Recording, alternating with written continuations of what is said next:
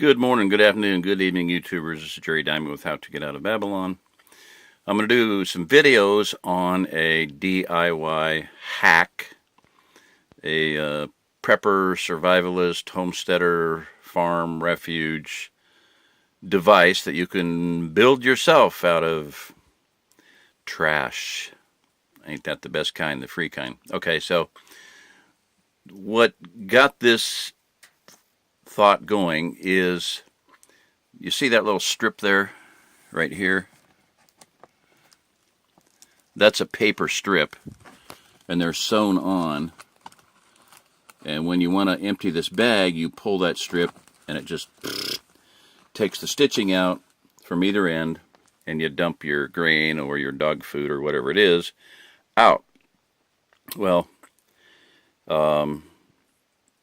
the person that opened the bag didn't know how to do that. The bag was probably set down upside down, I don't know. So cut a hole in the bottom of the bag and dumped it all out through a little hole about that big, 50 pounds of dog food or whatever it is. Who cares? 40 pounds. 18.14 kilograms. Okay, so bag was probably upside down, cut a hole in the bottom, tried to tear it open. Well, they don't tear open from the bottom. But that got me thinking, you know, because I have several, couple of horses here, and the people that own the horses, you know, we're going to throw some bags away, and they were heavy like this also. You can see this is a really heavy ripstop fiber bag. Now, it may not be good for UV degradation, but it is a very heavy woven bag. So I got to thinking, hey, you know, since the top is intact still, and the bottom only had a hole in it, but it still has the structural integrity. This is your toughest side, the toughest end.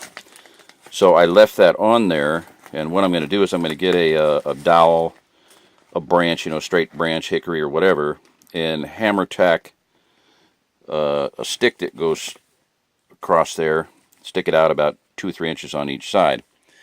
And where you get that idea from is the log rack here. This is one, I don't know if it was one that we had, I think it is. But when you get them, they have a carrier. It may be naga hide. The one we had was leather. And the handles fit over that center thing there on both ends. So you can go out and pick up a whole stack of wood and come in, set it in that thing, and put the handles over there, and boom, you're good to go. Now, some of these are made out of little light tubing steel. This, you can see, this is heavy, solid steel. This is the real deal. This thing will last forever.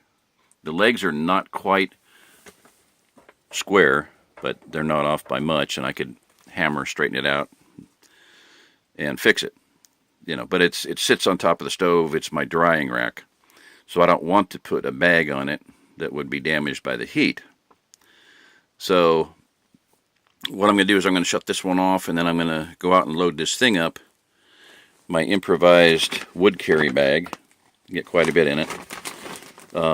Life in Farmland was giving away a system of carrying firewood where it's a big, huge sling where you can put it over your shoulder. You can sling it over your shoulder, load it up, and carry probably, depending on your back strength and your leg strength and your arms and how much you can pick up, I would say a big guy could probably carry 100 pounds of firewood pretty easy with this thing.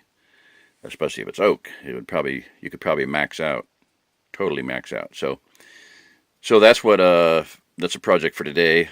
I'm going to go out. I've got a stash of wood outside. I'll make a video out there because I just got some firewood. It's wet, soaking wet. What I brought in last night, I have one piece left. That one right there. So I'm going to go out and get more and load this improvised firewood carrier that I will not lay in the rack because I want to manually load it on there. I want to get those big logs off. They've been on there all day, for 4 hours anyway, and they're pretty well, I'm thinking they're definitely dry. You can tell cured firewood because it's checked. You see all the cracking. And as much heat as these been exposed to all day long, for 4 hours anyway. That one there, the little one, that was an ice block. That was stuck to the rail. I had to hammer it off the rail at the cabin. That one was very cold and very wet all the way around. It was frozen to the railing. So that's a, not an ideal way to.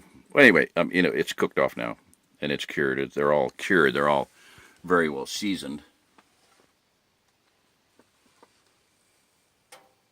So I don't want to get that too close, but that's what you're looking for. Is firewood that's doesn't feel really dense. And you can get a moisture meter. I had one. I have it somewhere. I'll probably may try to get another one so you can see that. But your moisture should be down to about 11% if I remember correctly. Life in Farmland. He's done videos on that. Watch him. Great kid. Awesome channel, man. A shout out to him. Young man. He is just chock full of information, especially on cutting, storing,